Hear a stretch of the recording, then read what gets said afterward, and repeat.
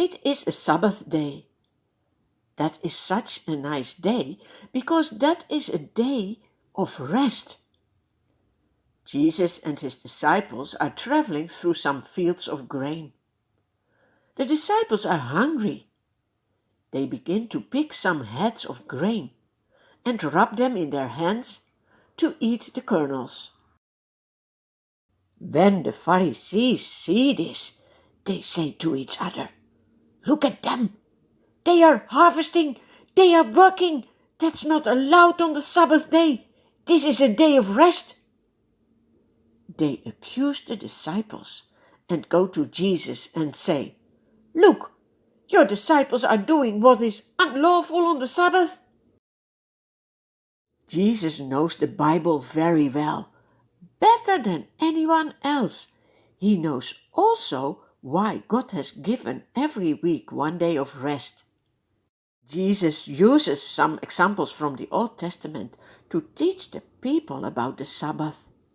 He says, if only you understand what God means when he says, "I desire mercy, not sacrifice," you wouldn't be accusing the innocent people.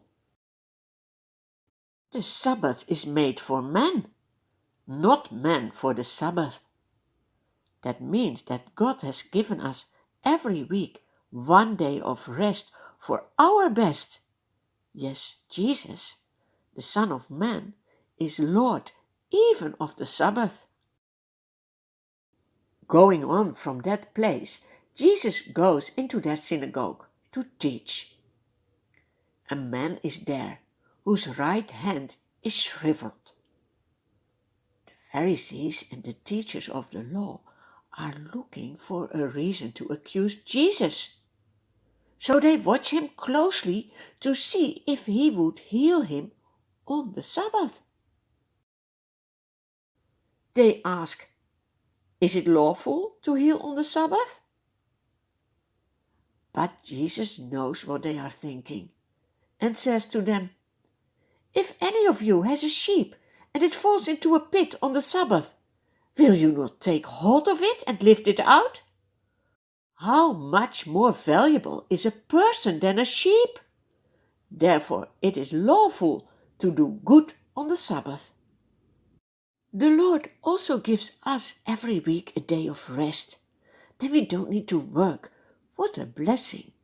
We get this day as a gift to do good and to serve the Lord. Do you do so? Then Jesus says to the man with the shriveled hand, "Get up and stand in front of everyone." So the man gets up and stands there. Then Jesus says to the people around him, "I ask you, which is lawful on the Sabbath? To do good or to do evil? To save life or to destroy it?" But all of them remain silent.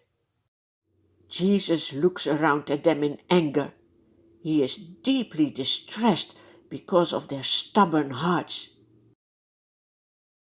Then he says to the man with the shriveled hand, "Stretch out your hand." The man stretches it out, and his hand is completely restored. What a joy for him!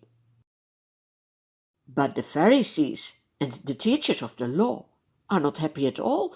They are furious and begin to discuss what they will do with Jesus. They go out and begin to plot how they might kill Jesus. Will they succeed?